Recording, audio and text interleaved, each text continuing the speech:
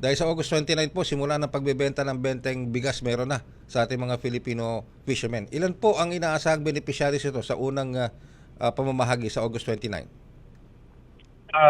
Rin, kagaya nitong ginagawa natin, lagi tayo nagkakaroon ng mga pilot launch ng mga bagong programa.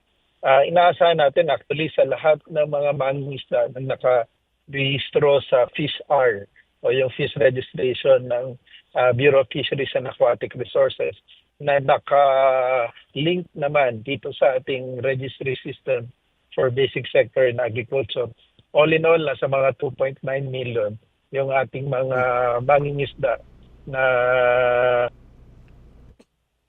Aha. yung mga magsasaka nasa mga 2.8 Okay. million naman yan eh. Mhm, mhm. So yun yung target natin para sa programa nito. Okay.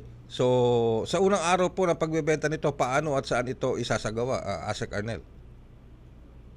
Ray, doon sa mga magsasaka, natandaan natin, isinagawa yan sa mga National Food Authority kasi pag sila ay nagbebenta ng kanilang palay sa NFA, ay pwede na silang bumili directly ng kanilang mga bigas. 10 kilos yan kada buwan at pwede na nilang bilhin yung allocation nila hanggang Mm. December. So 50 Mm. kilos yan. Mm. So isang kargahan, isang puntahan, pwede nilang mabitbit. Dito naman sa mga mangingisda, dahil padala sila sa mga ports. So doon tayo sa mga PFDA ports natin na Mhm. madalas din puntahan ng ating mga mangingisda.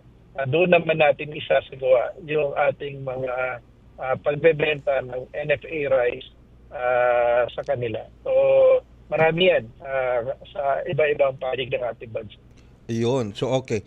Ngayon, ang tanong lamang po, may sapat po bang supply ng 20 pesos na bigas dahil na din po dahil patuloy po yung paglawak ng pagbebenta nito, itong 20 pesos na bigas. Do we have enough supply to last o yung sinatawag po laging sinasabi, sustainability?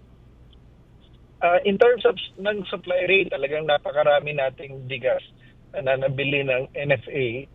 Pero merong limitation of course, yung 10 kilos per month para talaga mas marami yung makinabang.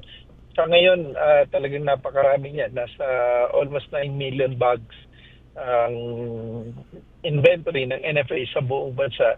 Dahil na rin ito yung sa aggressive na pamimili niya, ito mga nakalipas na anihan. Plus, meron pa tayong nag-start na yung harvest season ngayong tagulan. Kaya gusto rin talaga natin na ma-dispose yung ibang stocks ni NFA talaga para mas maraming may mabili yung NFA ngayong anihan.